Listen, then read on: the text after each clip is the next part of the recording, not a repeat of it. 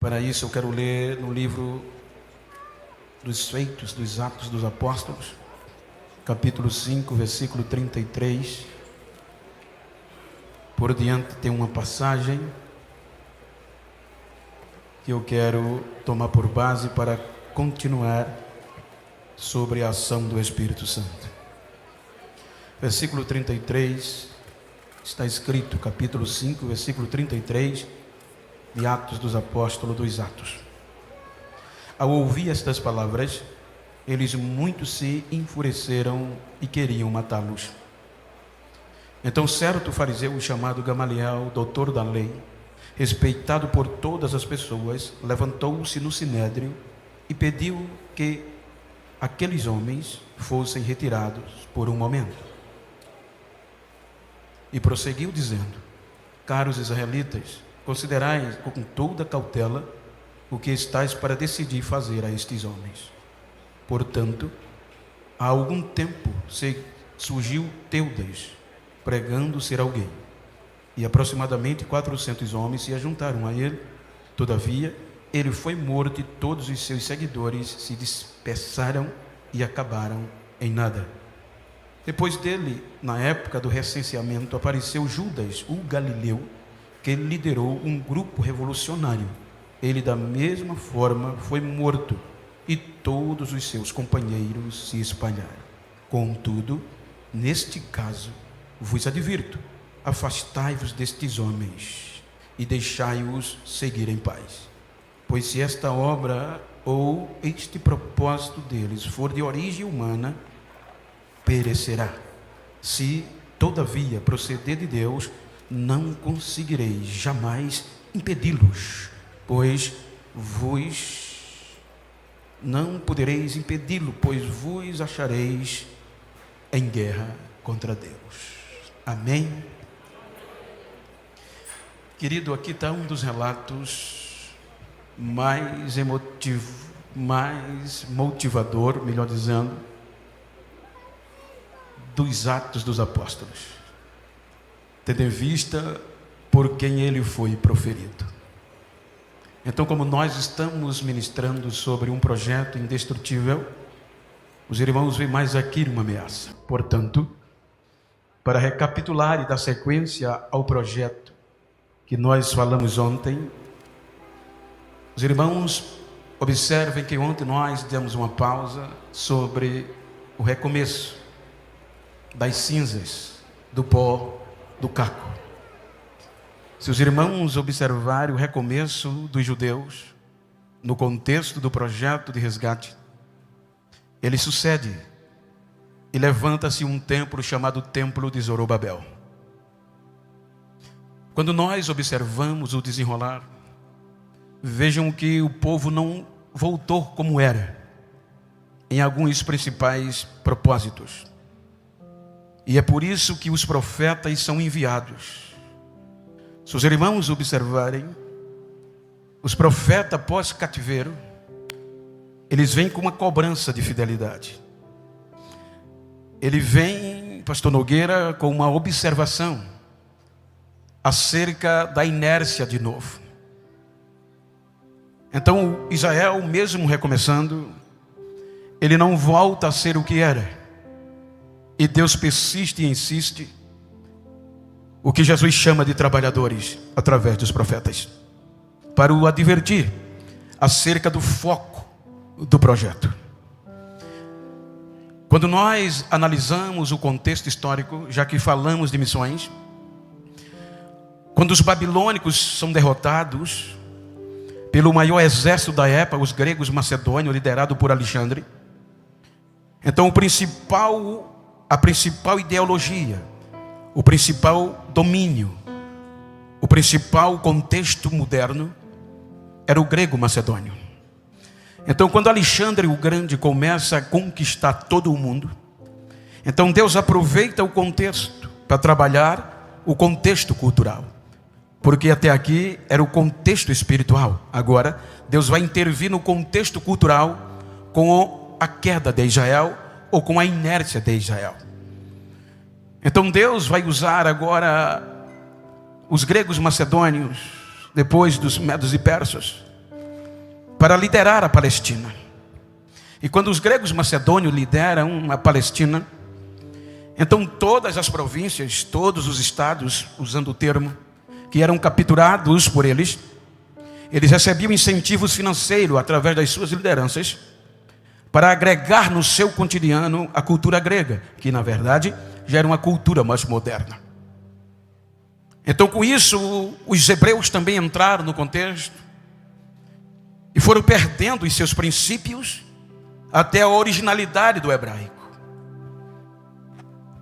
Então Deus vai usar o contexto e posteriormente, cerca de 64 anos antes de Cristo, os gregos macedônios são dominados pelo maior exército, o maior império que já existiu, os romanos.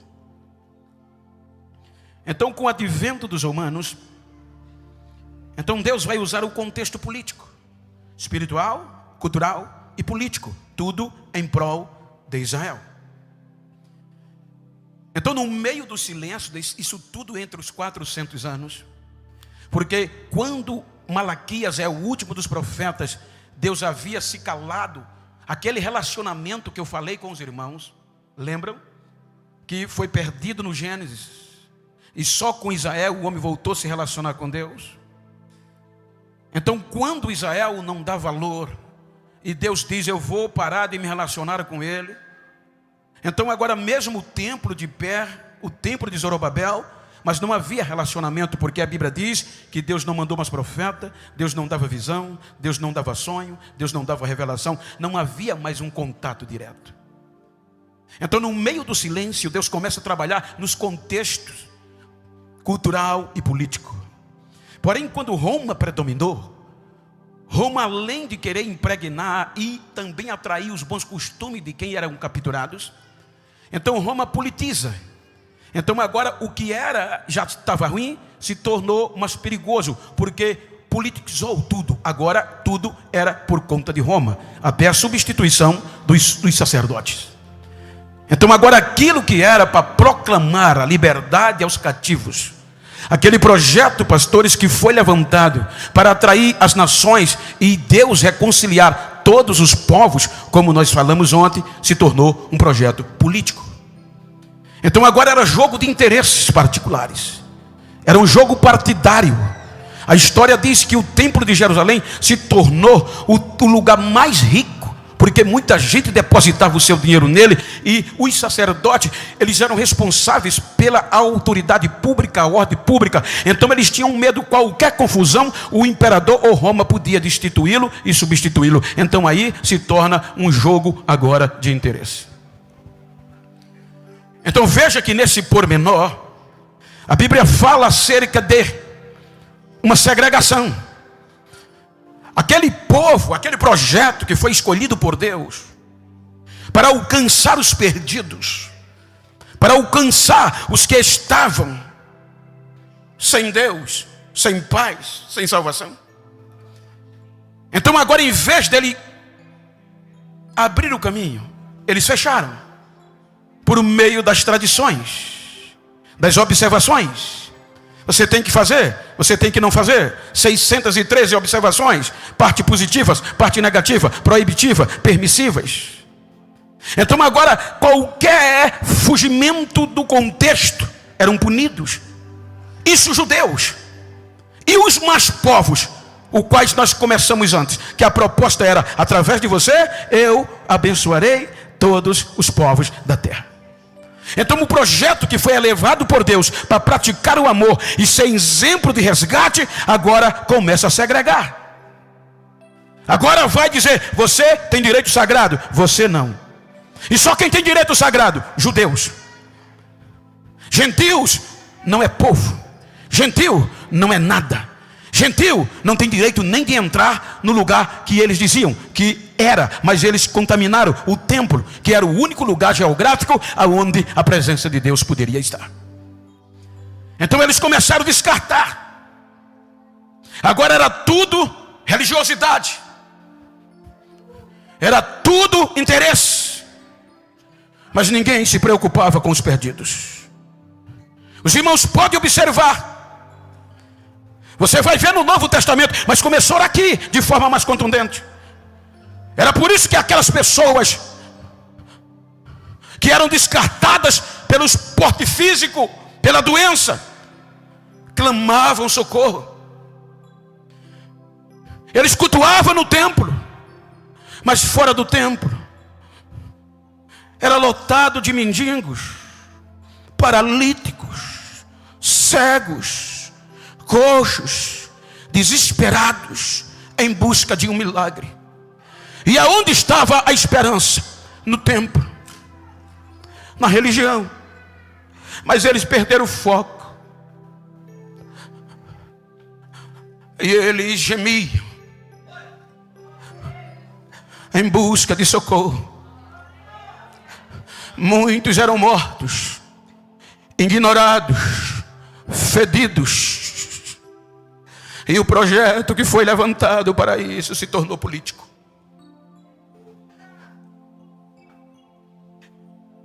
Mas você lembra que eu disse que Deus nos fez de forma especial?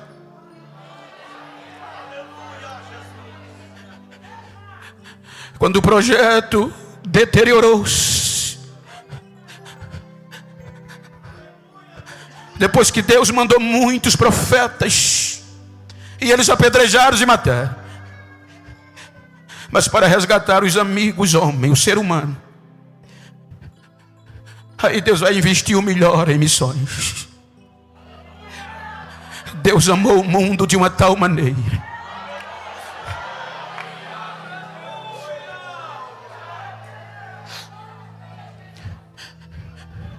Então Deus diz: eu mandei profetas para o diverti-lo, para tratá-lo, e eles mataram e apedrejaram. Então eu agora vou enviar meu filho, porque ele, sabendo que é meu filho, vai me respeitar e vai me ouvir. Aí ele envia Jesus, nascido de mulher, a semelhança do homem. Agora Jesus vem e não é aceito. Israel estava tão politizado, tão cego, que não aceitou a manifestação real do amor de Deus. Veja que Jesus diz: eu vim para os que eram meus, ou seja, João veio para os que eram seus, mas eles não receberam. Israel rejeitou. Israel não quis dar valor. Com 40 dias de nascido, Jesus é levado para ser apresentado ao templo, para cumprir o que Ageu tinha profetizado, que a glória daquele templo seria maior do que o primeiro de Salomão. Porque no templo de Salomão entrou o ouro, entrou a prata, entrou a riqueza e a glória, em símbolo da arca, em madeira, em ouro. Mas agora nesse templo, Deus já estava vendo que ia entrar a glória não simbolizada, mas a glória real, a sua presença através de Jesus Cristo. A glória entrou no templo e eles não aceitaram, não reconheceram.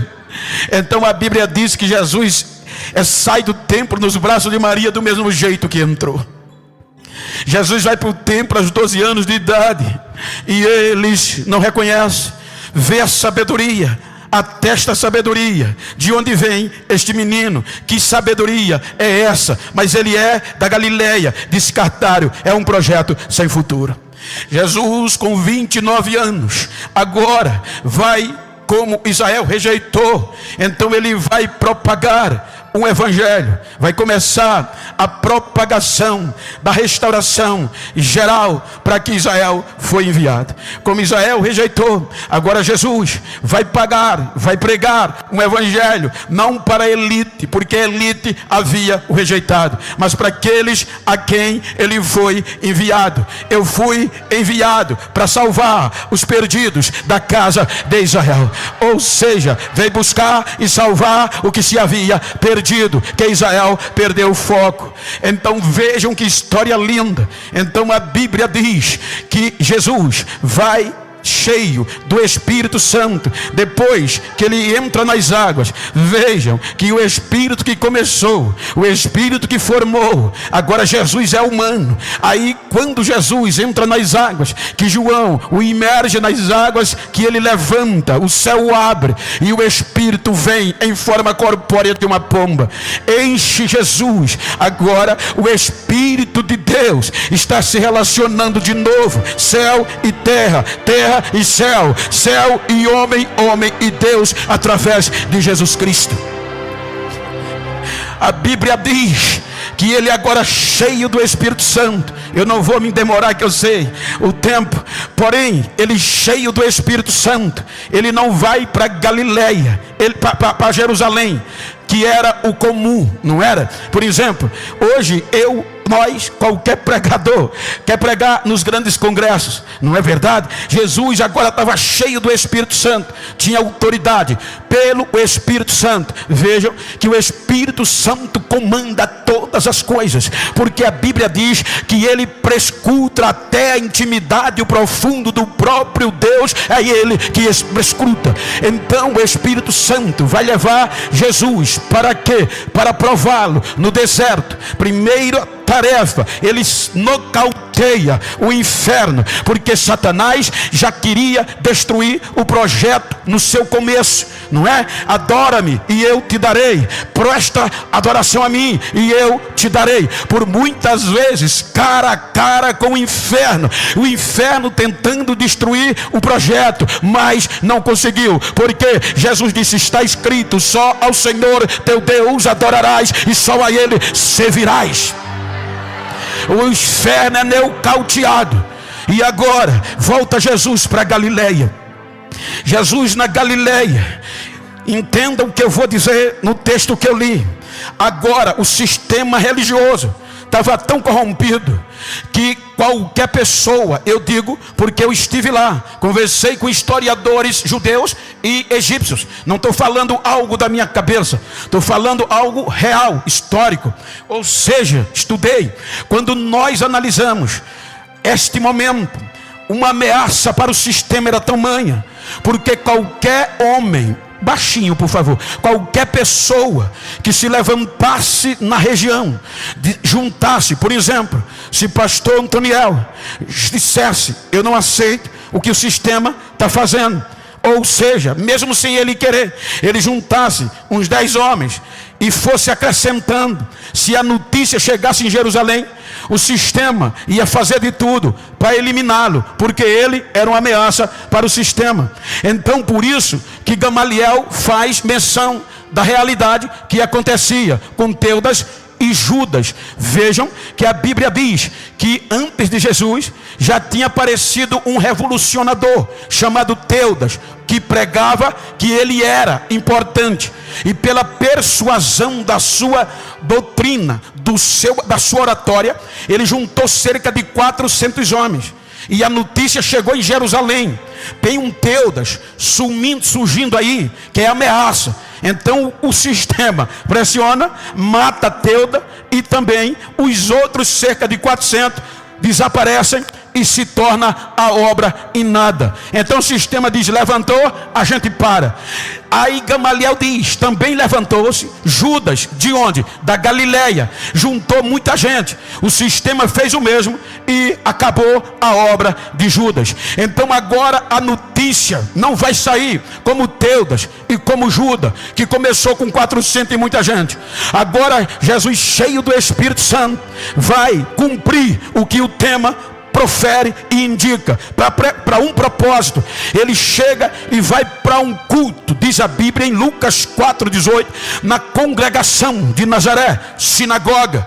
E como era de costume, ele entra, e quando ele entra cheio do Espírito Santo, recebe a oportunidade para ler o livro, a lei.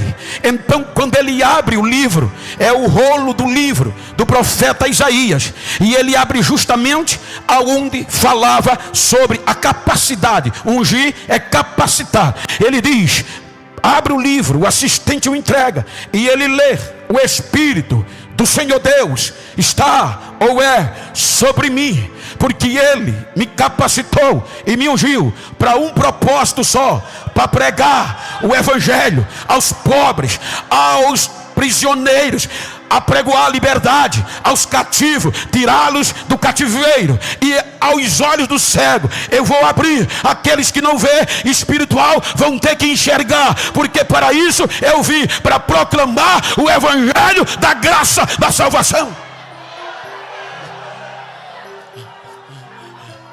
Hoje, entre aspas, com todo respeito ao contraditório, quando Jesus enche a gente, quando aparece alguém mais afogueado, quando aparece alguém mais cheio, agora virou profissional, agora vai para 10 mil, 15 mil uma pregação, agora vai para 1 milhão de seguidores no YouTube, agora não vai mais pregar se o aeroporto for mais de 60 quilômetros. Por quê? Porque agora eu estou cheio, reconhecido, estou famoso. Mas o propósito de ser cheio não é para ser famoso, é para pregar o Evangelho, é para pregar aos cativos.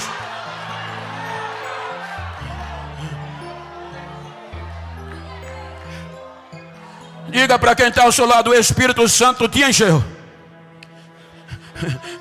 para pregar o Evangelho, seja onde for, para o rico, para o pobre. Quando ele prega, se admiraram que a pregação dele naquele dia está escrito. A Bíblia diz que se maravilhavam. Mas aí ele diz: hoje se cumpriu esta profecia aos ouvidos de vocês. Ele disse: eu vim, eu cheguei. Aí começaram a dizer: não é ele filho de José e de Maria? E o que é que ele faz? Querem matá-lo. Veja como o projeto, gente, eu quero que vocês entendam isso. Esse é o objetivo da minha pregação desde ontem. Como o projeto é ameaçado. A Bíblia diz que expulsaram do templo e procuraram matá-lo, jogá-lo de um monte para baixo. Ele sai de fininho, da Galileia foi expulso. E como Cafarnaum é fronteira, na época, fronteira com o reino dos 2 filhos de Herodes, lugar estratégico, ele monta a moradia em Cafarnaum. E dali vai procurar formar um grupo para pregar o Evangelho dele, o conjunto dos seus ensinamentos com base no amor. Então o Evangelho que Cristo começa a pregar é um Evangelho de amor. Por isso que a Bíblia diz que ele começa pela região sombria para cumprir o que Isaías profetizou na região de Naftali, Zebulon, fronteira com a Síria e Fenícia, aonde estava a maior parte de gentios. Ele começa a pregar por ali e os milagres vão começando a aparecer. O que mais impacta, que não eram os milagres simplesmente, mas era porque quem não tinha esperança estava voltando a ter. Os cegos eram restaurados, os coxos levantavam e os mortos eram ressuscitados. E para assustar, aquele evangelho pregado por eles, Jesus com 12 homens, vai ganhando forma. E cada dia o número de pessoas crescia seguindo ele, a ponto que em Judas tem cerca de muitos, em Teudas eram cerca de 400, mas Jesus ultrapassou tanto só pregando o Evangelho, sem fazer revolução, que a Bíblia diz que eram multidões que andavam atrás dele, eram multidões que eram atraídas pelo seu Evangelho. E tudo era pelo Espírito Santo que ele operava, que ele fazia. Aqui é a importância de nós sermos cheios desse Espírito Santo. Então a notícia chega em Jerusalém, que apareceu um profeta chamado Jesus de Nazaré, que estava juntando muita gente. Por isso que João diz que quando a notícia eclode, então junta-se o quê? Os sacerdotes, os religiosos. Capítulo 7 fizeram uma reunião para como pará-lo, porque já tinham tentado e não conseguiram. Então disseram: não tem outro jeito, o único jeito é matá-lo, porque matando ele, a gente faz como fez com Teuda e fez com Judas. Ele vai morrer e os seus seguidores desaparecerão.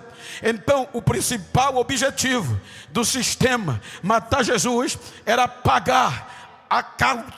destruir o projeto missionário, e eles haviam endurecido o coração, seu próprio povo.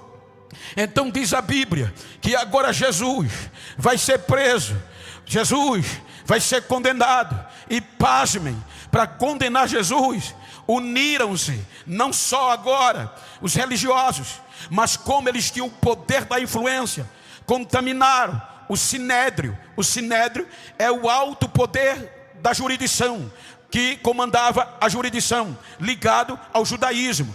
Eles também convenceram o sistema político através de Pilatos e de Herodes. Então juntou o processo acadêmico, os doutores, formadores de opiniões.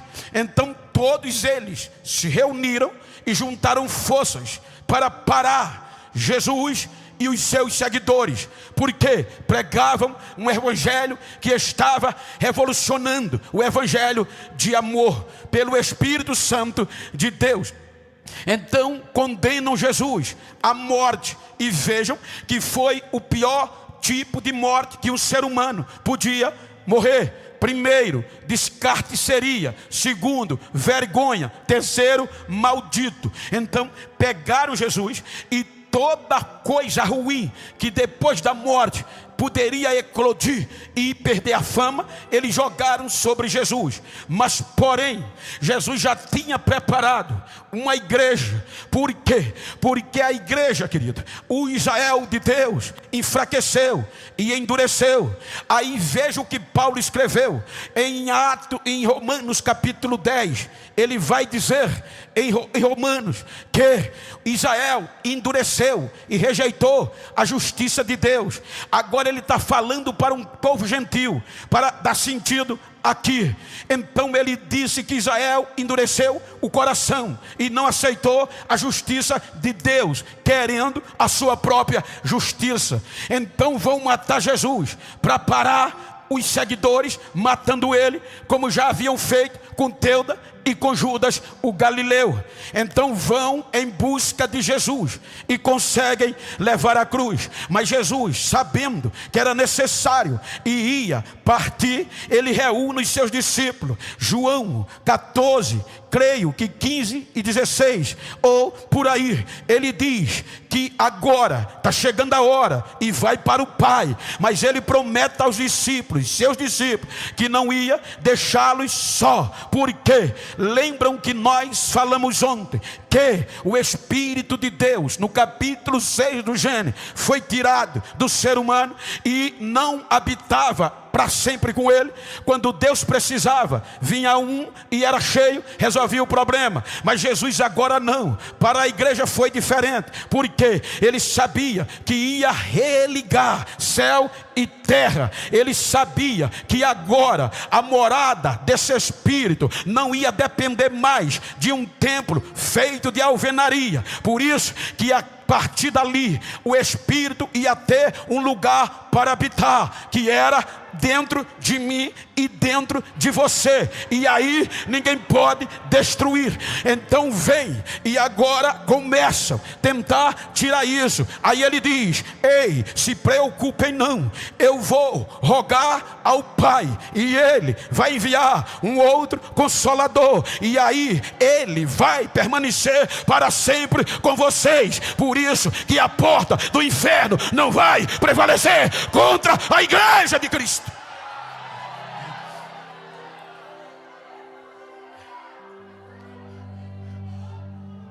O projeto foi perfeito. Na noite que ele vai preso, os discípulos se dispersam. Estava tudo direitinho para dar errado. Os mais íntimos ficaram de longe. 2. Um dos mais íntimos em 3 vezes consecutivas, disse que não era mais crente. Eu não o conheço, nem falo do jeito que ele fala. É levado à cruz,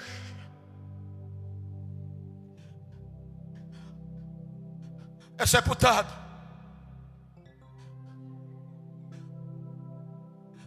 parecia que o projeto acabou.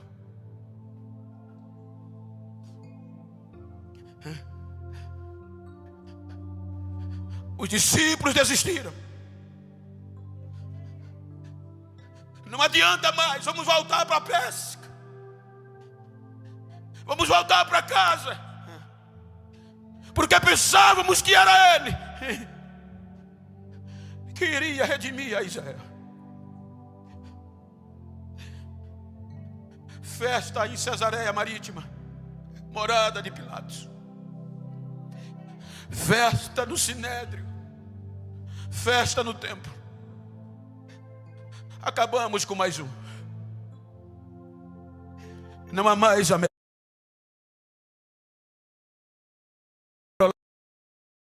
que eu estou pregando sobre missões.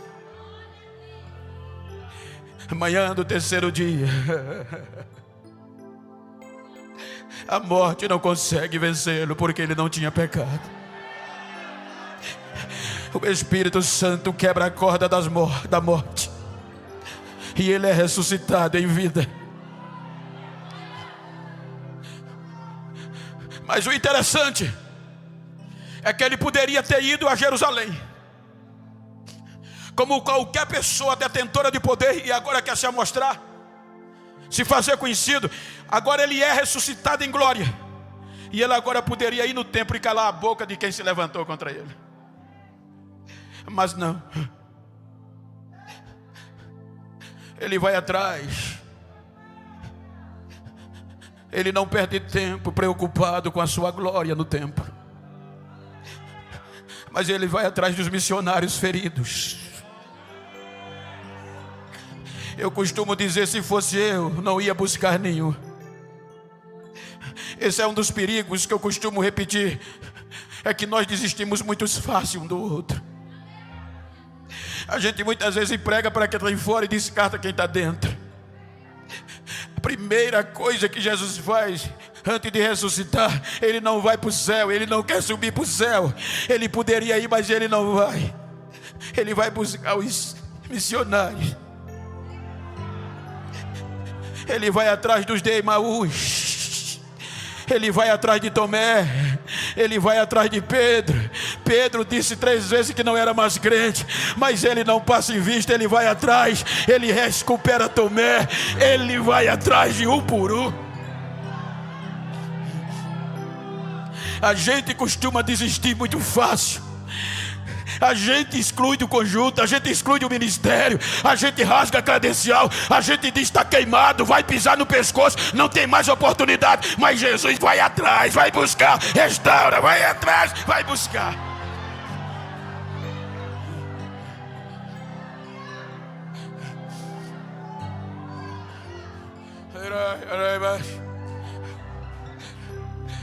E agora diz a eles, em síntese, Atos 1:4, diz a Bíblia que pela ordem do Espírito Santo. O interessante é esse Espírito dá sempre. Pelo Espírito Santo ele diz a ele, ficai em Jerusalém, dizendo a eles, até que do alto sejais revestido do poder, porque o Espírito há de vir sobre vós, e vocês vão ser minhas testemunhas. Vão dizer que eu estou vivo, vão pregar que eu estou vivo, vão pregar que agora tem um lugar específico de adoração de novo na terra. E qual é a minha igreja? E qual é a minha igreja? Sou eu, é você. Não sabeis vós que o Espírito de Deus habita em vós e que o vosso templo é sagrado?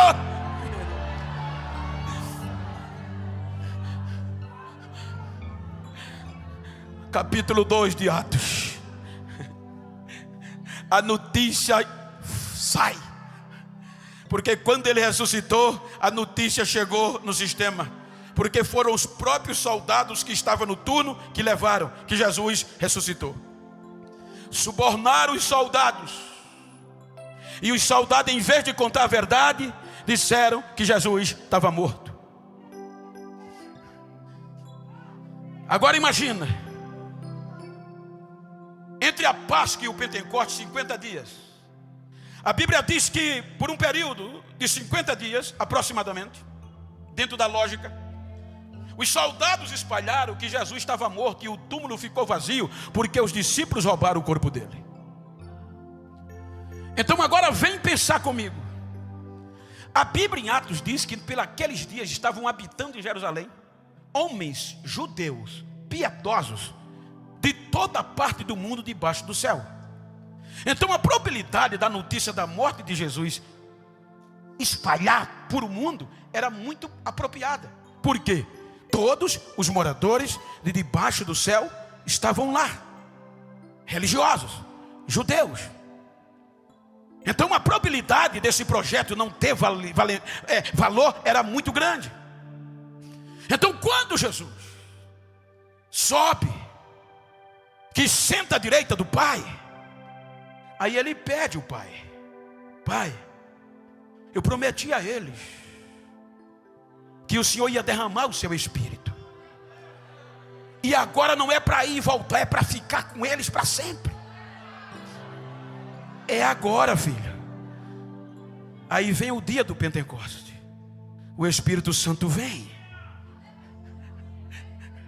e desde o Gênesis capítulo 6, que ele foi tirado, você não vê mais uma ação como essa. E todos, ele desceu sobre Jefté, ele veio sobre Eude, ele veio sobre Débora, ele veio sobre Baraque, ele veio sobre Sansão, ele veio sobre Davi, ele vem. Mas agora não, agora é coletivo.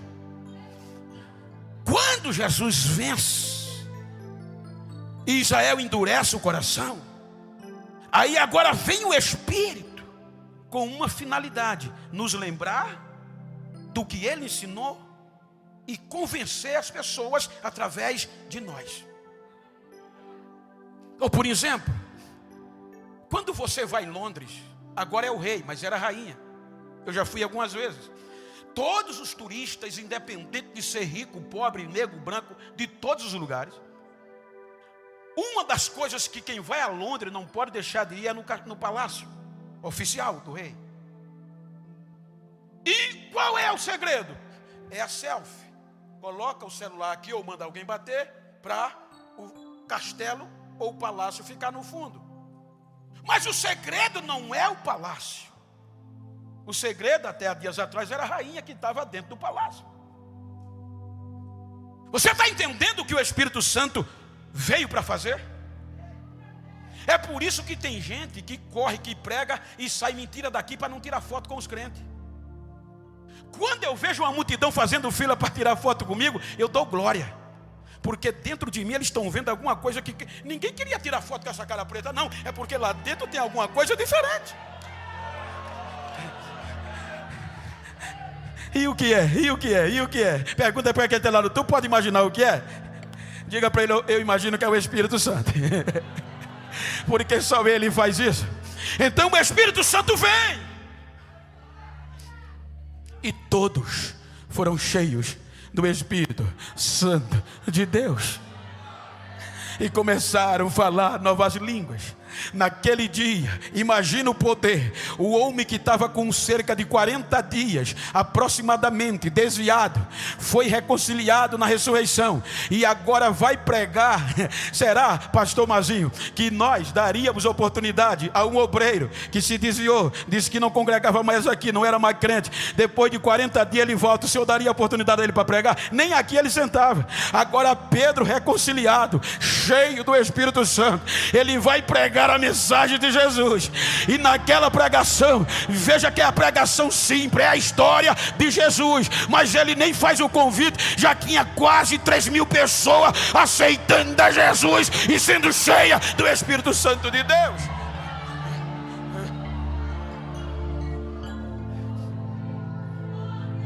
E daí não para mais. Aí o sistema, imagina, gente, como explicar? De um lado, o judaísmo, o potentoso judaísmo, apoiado pelo sinédrio, o poder da justiça, com apoio do poder do Império Romano ao seu lado, e apoiado pelo poder acadêmico. E agora, esses cerca de 120 crentes, analfabetos, porque está escrito, não conhecia a lei como deveria, não tinha nem aonde se hospedar, estavam numa sala esperando a promessa.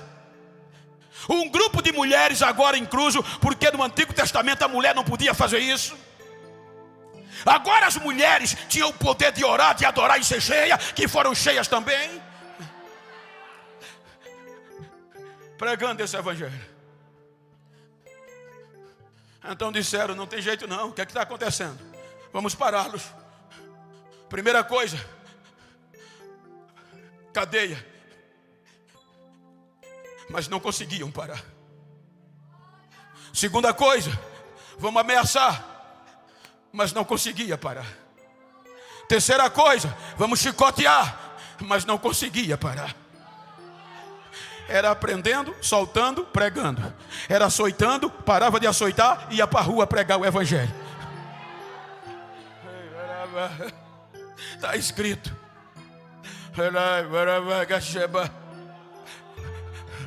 Aí disseram, o que é que a gente vai fazer? Nada está parando esse povo. Só tem um jeito. Vamos pressionar. Aí Pedro e João, que ainda estavam enraizados no judaísmo, vai para a oração. Aí vem a história do coxo. A história do coxo, o bonito é que aconteceu na porta do templo e terminou dentro do templo. Porque na porta era comum, porque ele vivia pedindo esmola ali. Mas dentro do templo era inconcebível, porque como coxo era descartado e não podia entrar. Então quando Pedro diz em nome de Jesus o Nazareno, levanta e anda, ele já sai cantando, pulando, adorando e vai bater lá dentro. E quando ele bate lá dentro, Pedro prega a ressurreição de Cristo, e quase 5.000 pessoas dentro do templo do judaísmo aceita Jesus, o fogo pega e o evangelho é pregado.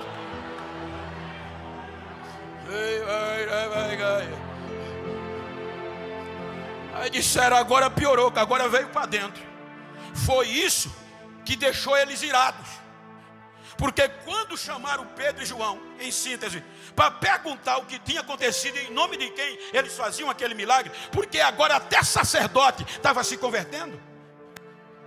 Aí a Bíblia diz que cheio de ousadia, os analfabetos falaram grosso. Cheios, olha, cheio, está escrito, cheios do Espírito Santo de Deus. Eu não estou pregando contra estudo, eu estudo até hoje. Não é? Mas tem muitas vezes que tem tanta anéis que brilha tanto e são tão grandes,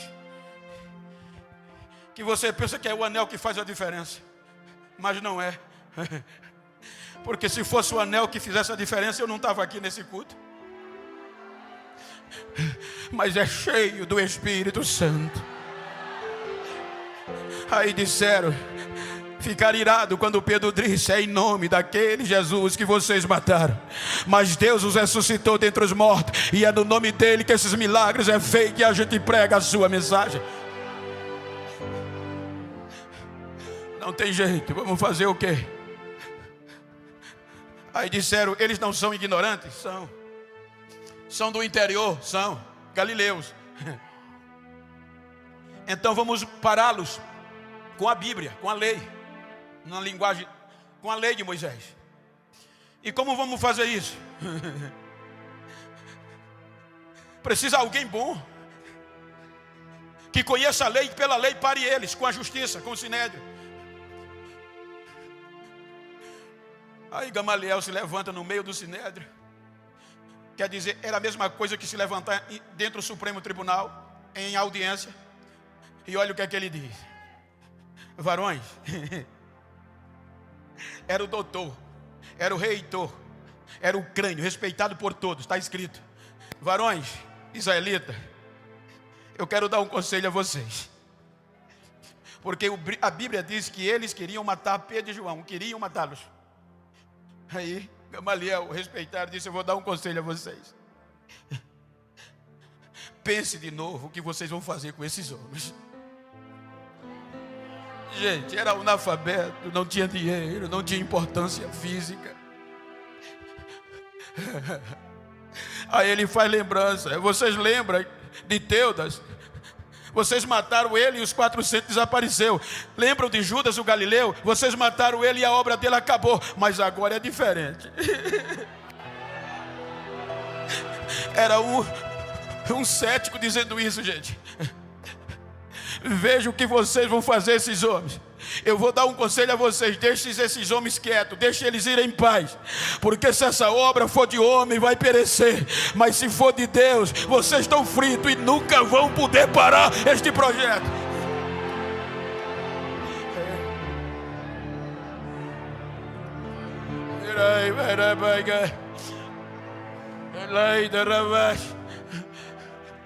E o que é que vamos fazer? Soltam. Veja aqui, quando soltaram, nem para casa eles foram, já foram pregar o evangelho.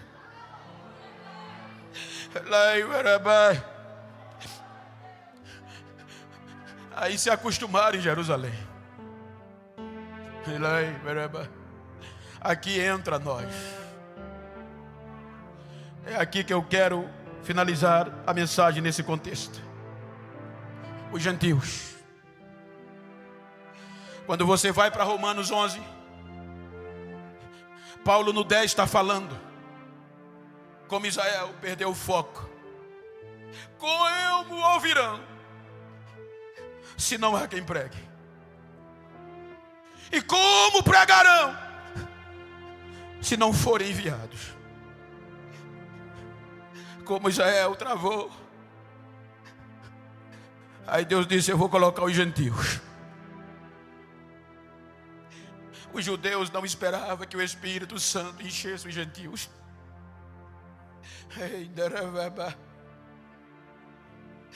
Aí Paulo no capítulo 11 faz a alegoria. Ele diz que os ramos verdadeiros da oliveira verdadeira quebraram alguns. Quer dizer que Israel endureceu. Aí Deus resolveu pegar o ramo das oliveiras bravas, os zambujeiros, e colocar no lugar deles. Aí a natureza disse: eu não aceito de jeito nenhum. Porque Deus queria colocar o zambujeiro na oliveira verdadeira, era incompatível. Aí Paulo diz que contra a própria natureza, Deus ligou o zambujeiro na oliveira. E Paulo diz no versículo 25: eu vou dizer um segredo a vocês, para vocês não se acharem sábios. Deus endureceu em parte a Israel para vocês entrar. Até que cumpra a plenitude dos gentios, Israel vai estar endurecido. É por isso que ele diz que Deus não esqueceu de Israel. Mas enquanto o arrebatamento da igreja não acontecer, a vez de pregar o evangelho da igreja dos gentios é nossa.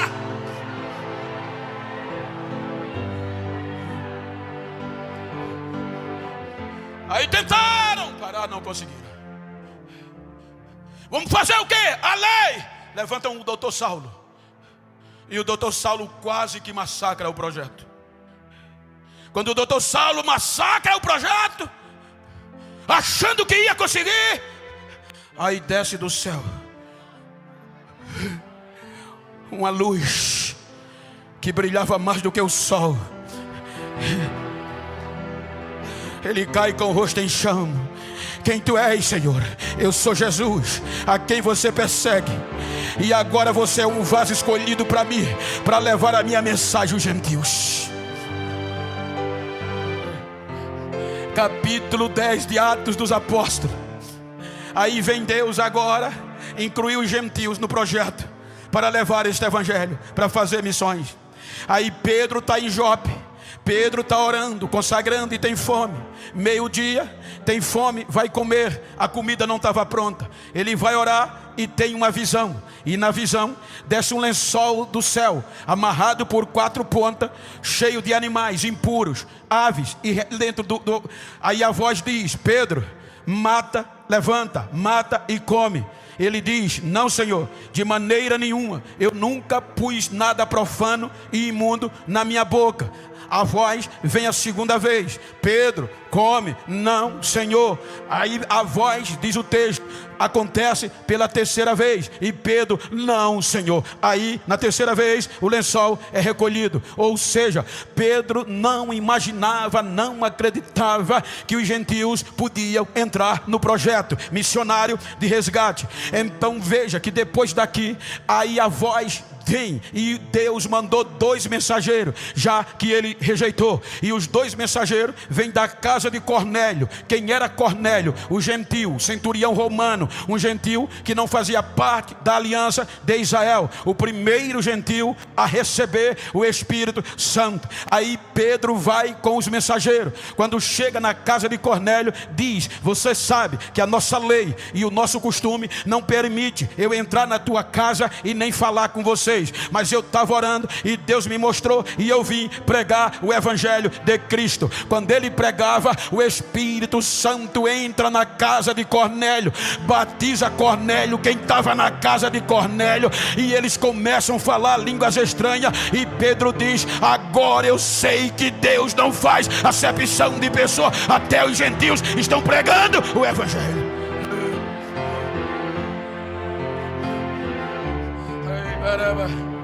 Agora o Evangelho vai estar na mão dos gentios. Agora é aqui que o couro vai cair. O Evangelho agora não é mais voltado para Israel. Agora é a igreja de Cristo, composta de judeus e de gentios.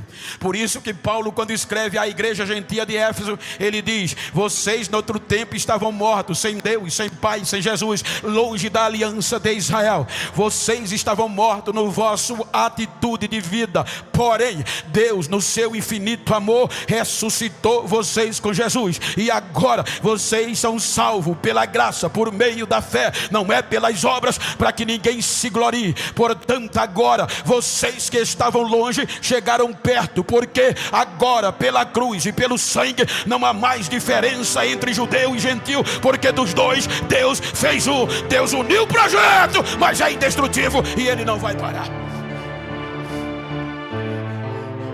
Como Pedro negou, rejeitou, aí agora Deus pega Paulo e diz: agora você vai ser apóstolo aos gentios. Aí Paulo vai para Antioquia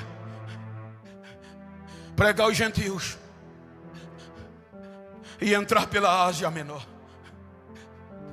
Ele entra pela Ásia Menor pregando o Evangelho com Barnabé e a comitiva. Chipre, Pafos, Antioquia da Pisídia, ele vai pregando.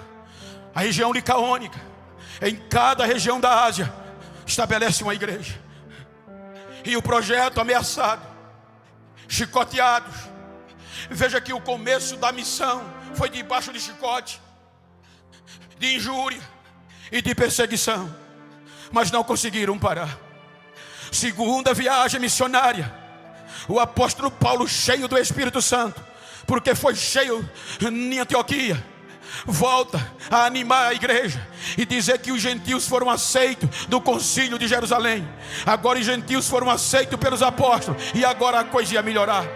Só que ele não volta mais para a Ásia na viagem, porque a voz dizia: passa a Macedônia e nos ajuda. E ele larga tudo e junto com Timóteo, com Silas, parte para a região da Macedônia, Europa. Primeira região importante da Macedônia que este evangelho vai ser pregado é a região, a cidade de Filipe. Em Filipe, um evangelho que não tinha sido pregado, que era vergonha, era loucura. Para lá ele começa a pregar. A primeira alma que se converte é Lídia, uma empresária asiática. O evangelho a pega e a transforma e ela se torna crente. A segunda alma que Paulo ganha é uma grega endemoniada. Ela aceita Jesus, os demônios vão embora e ela é ganha pela palavra de Deus. A terceira pessoa é a casa do carcereiro. Jogaram Paulo na prisão, mas à meia-noite veio o terremoto e o nome de Jesus é glorificado e é convertido o carcereiro, e toda a sua casa aceita a Jesus como Salvador.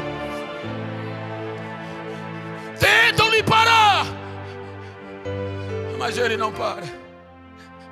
Vai para a região grega, Macedônia ou grega romana, prega em Tessalônica, e diziam: isso é loucura, mas ele não parava de pregar. Vai para Atenas, Atenas, o lugar da idolatria. Ele vai pregar, e quando chega lá, um altar ao Deus desconhecido. Ora, o que é isso? A história diz que antes de Cristo houve uma praga dizimadora na região, e oraram aos deuses da mitologia grega, e nenhum deus da mitologia grega arrasou com a praga. Foi pior do que essa pandemia que nós passamos. Aí resolveram invocar ao Deus que nós não conhecemos, e este Deus desconhecido em Atena fez a praga ir embora. Aí levantaram um altar ao Deus desconhecido. Por isso que quando Paulo chega para pregar em Atena, ele vê o altar do Deus desconhecido e vai pregar sobre ele. Aí, quem é esse Deus? É o Deus que vocês não conhecem, mas é o Deus que faz milagre, que está vivo. É o Deus da salvação. Faz igreja lá. Vai para Corinto, faz igreja. Toda a Europa vai se tomada pelo Evangelho. O Evangelho de Cristo é pregado. Tentaram parar, mas não conseguiram.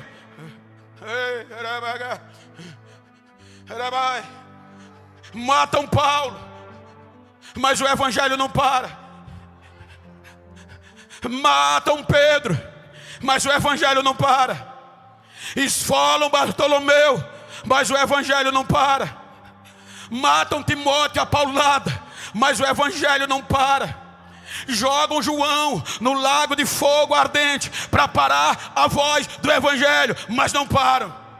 Então vamos jogá-los na ilha de Pátimo.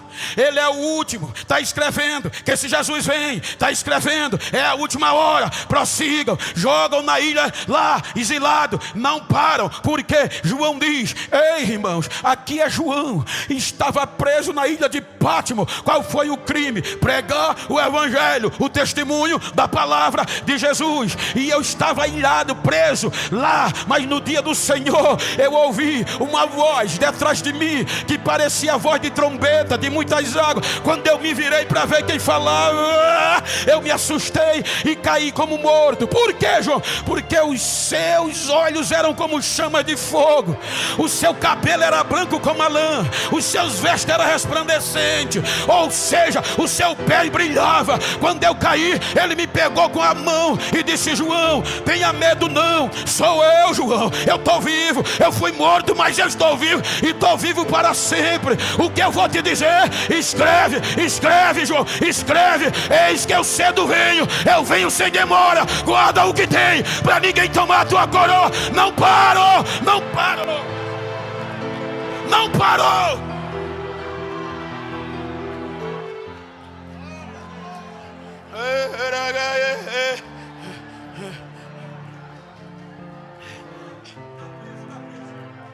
Não parou o Evangelho. Tentaram de todos os jeitos parar essa igreja. Vem o século V, ameaça para todos os cristãos que não desistiam, que não aceitavam os dogmas. Eles mutilavam, mas os irmãos não paravam de pregar. Vem o século XIII, 1229. Só tem um jeito de pará-los: tirar a Bíblia. Eles não conheciam a Bíblia. Só quem pode ler a Bíblia é o alto clero. Não parou, porque John Hus escreve literatura. Vem o século XVI, as indulgências plenárias, tirando a veracidade do sangue, da graça e da glória. Aí Deus levanta Martim Lutero com a reforma, e o Evangelho continua sendo pregado. Vem o século XVIII, 1720 a 27, um dos maiores avivamentos missionários, os moravianos. um grupo de cristãos foi massacrado por um rei católico na região da Morávia, região alemã. Expulsos, os seus líderes decapitados, os cristãos ficaram sem terra. Aí um conde chamado Zinzendorf, de uma região alemã, acolhe os cristãos, amedrontados, sem poder falar de Jesus. Os seus líderes foram mortos. Então, quando o conde Zinzendorf aceitou-los, eles começaram um propósito de oração. E sabe qual era o propósito? Que o dever de pregar o evangelho não era só de um indivíduo, mas de toda a igreja. Então fizeram um relógio de oração para Jesus derramar um avivamento missionário. Então começaram a orar. Sabe quantas horas? 24 horas por dia. Sabe quantos dias por mês? 30 dias por mês. Sabe quantos anos? 100 anos ininterruptos de oração por um avivamento missionário. Avivamento missionário não acontece só num culto, mas é o começo. Com 100 anos caiu um avivamento tão grande que diz a história, pode ler, pode ouvir, está no YouTube, que 2 jovens moravianos foram impregnados por um amor às almas tão grande, que descobriram que tinha 3.000 perdidos no leste da Índia, e procuraram o dono da ilha para poder evangelizar. E a resposta foi: aqui nem um clérigo, nem um protestante pode entrar. Vocês não vão pregar este evangelho aqui. Eles insistiram. O dono da ilha disse: vocês podem vir, mas nem um centavo vocês terão. Eles disseram: então vamos nos vender como escravo. Se venderam como escravo, para com o dinheiro da venda passar o resto da vida evangelizando os perdidos no leste da Índia. Na hora de partir, a família chorava, os amigos: vocês nunca mais voltarão, desistam. Eles gritavam: não dá para desistir, porque pelas nossas vidas o Cordeiro vai ser glorificado. Nós vamos ganhar aquelas almas para Jesus.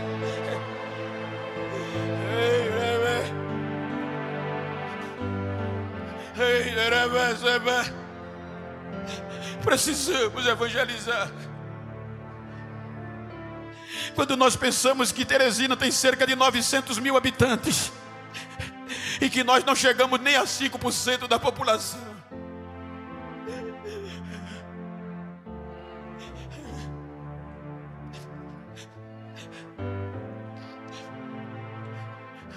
século XVIII, o senhor Rudolf Bultmann quis tirar a veracidade da Bíblia com o iluminismo. Cerca de 300 anos a igreja não parecia mais pentecostais.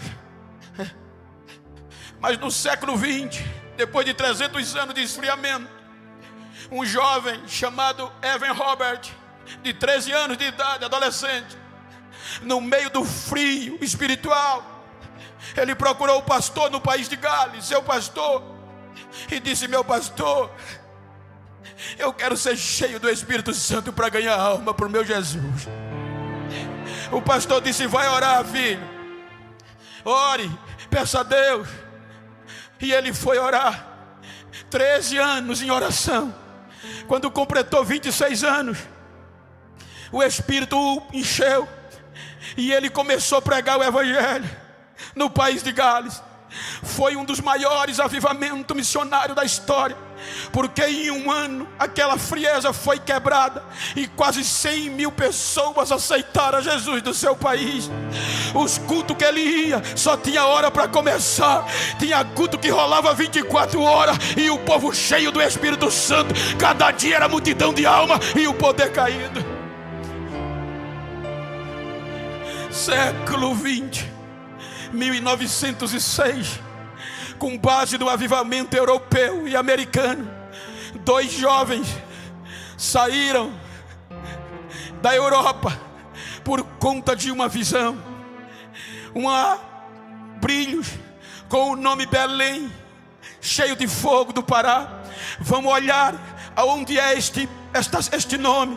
No mapa. Brasil, Belém do Pará, Brasil. Na revelação, Deus diz: vou tornar esta nação a nação mais pentecostal e evangelizadora do planeta Terra. Vou morar lá.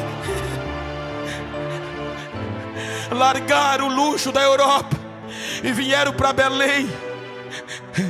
Domingo eu estava pregando lá, e sábado, e você chora e chega lá, vê ainda mulheres antigas que contam a história.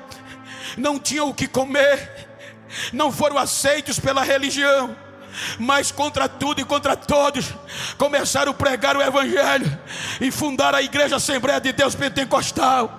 E agora começou por lá e ninguém segurava mais. Então, século 20, os nossos pais desbravaram o Piauí, desbravaram Alagoas, desbravaram o Nordeste, chegaram no Rio de Janeiro. Os macumbeiros diziam: aqui eles não entram, mas quebraram a cara, morreram. E hoje é um dos estados mais avivados e pentecostal do Brasil, porque é o poder do evangelho de Jesus, é o poder do evangelho.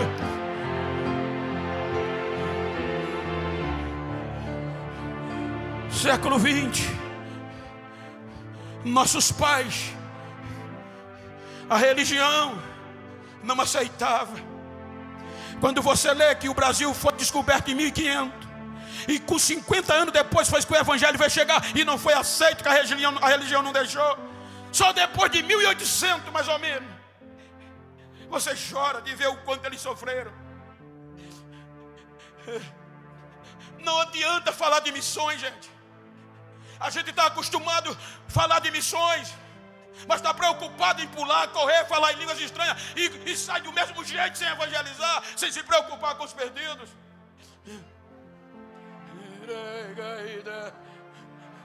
Nós somos semente de sangue.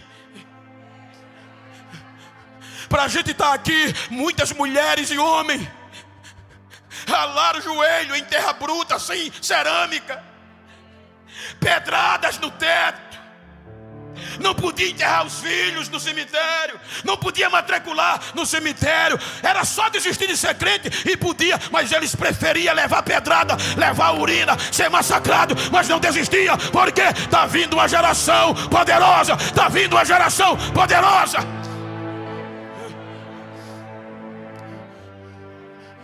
Muitos perderam a vida. O evangelho venceu a peste bubônica. O evangelho venceu todo tipo de praga que apareceu nesses 2000 anos. Olha a história. Procura o Império Romano. O Império Romano acabou, caiu. Procura o templo em Jerusalém, que deixou de ser lugar de oração e se tornou centro político. Procura ele. Caiu, foi derrubado. Procura o judaísmo, está na mesmice. Agora procura a igreja. Procura a igreja. Diga para quem está ao seu lado: continua de pé.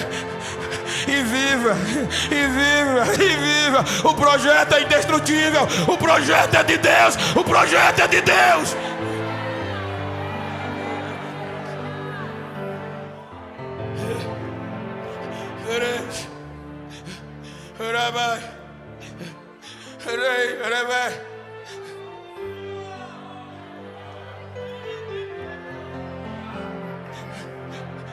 Precisamos evangelizar. Fomos cheios para isso. O Espírito de Deus está sobre mim. Não foi para eu ser famoso, não foi simplesmente para eu enriquecer cobrando altos cachê, não. Foi para quê, Bento? Foi para pregar uma mensagem aos pobres, para abrir os olhos dos cegos, para libertar os cativos e apregoar o ano da graça, da graça, da graça de Deus.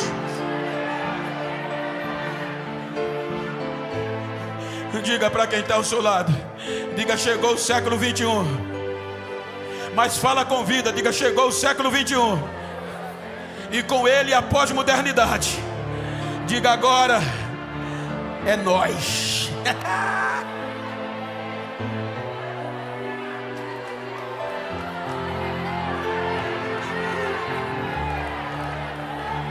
Agora é nós, agora somos nós. Eles fizeram a história deles. Os nossos filhos, os nossos netos vão ter que contar a nossa história. O meu filho, teu neto, teu filho vai ter que dizer que no mês de outubro de 2022 eu participei de um culto.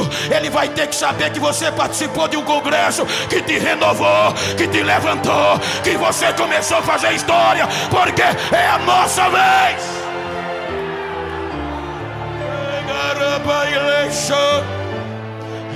Erlaia Shafagai de Biosha. Ai, Braisha Chasavai. Limibia de Shai Sidaha. Erlaia no. Erlaia Reia Sei. Erlaia Ravasha. Ai, Bragai Sei, you know.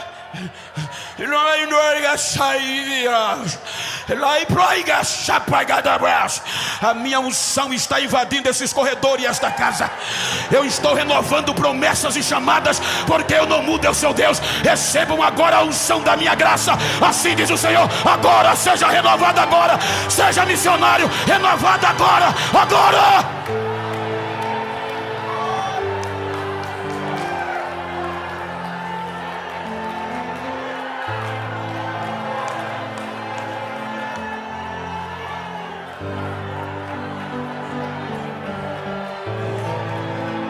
Fique de pé, por favor.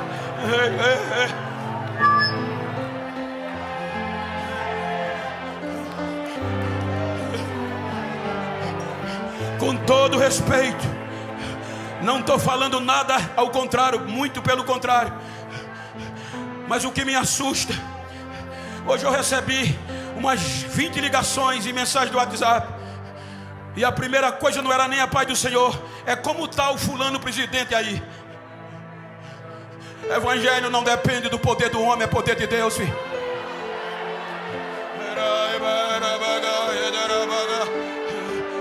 A história mostra esse projeto é indestrutível. Seja alguém contra, seja a favor, o projeto é de Deus. A nossa função é pregar este evangelho. Enquanto a gente prega, Jesus faz, Jesus faz, Jesus faz, Jesus faz.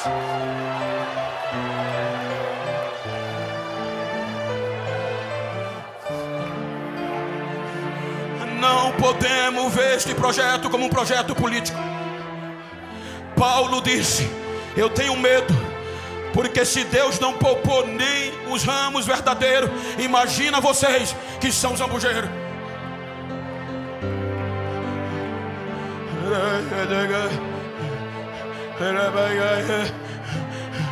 Olha para quem está ao teu lado, diga: não vou parar. Diga: o meu bairro que me aguarde, a minha cidade que me espere, que eu vou sair daqui e vou impactar.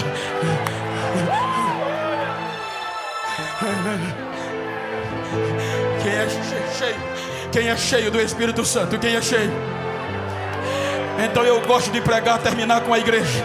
Olha para esse crente que está do teu lado, se for do mesmo sexo ou íntimo. Eu preguei ontem e vou dizer hoje de novo. Vira para ele aí, vira para ela. Me ajuda, coordenador, me ajuda, Daniel. Me ajuda, por favor. Vira para ela aí, vira para ele. É um congresso.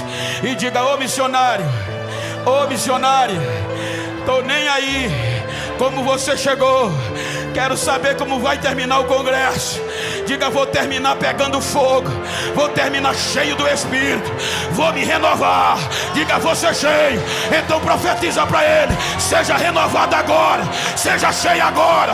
Sai, vai, vai, vai, vai, vai.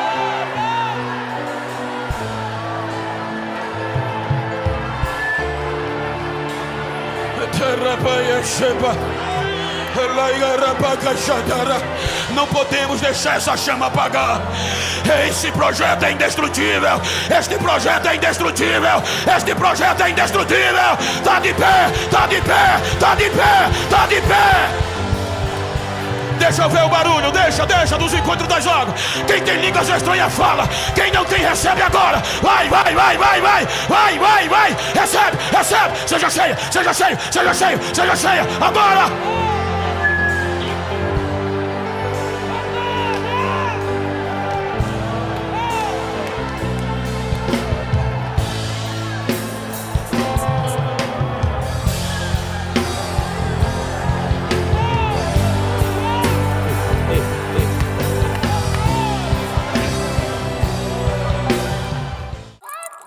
Thank you.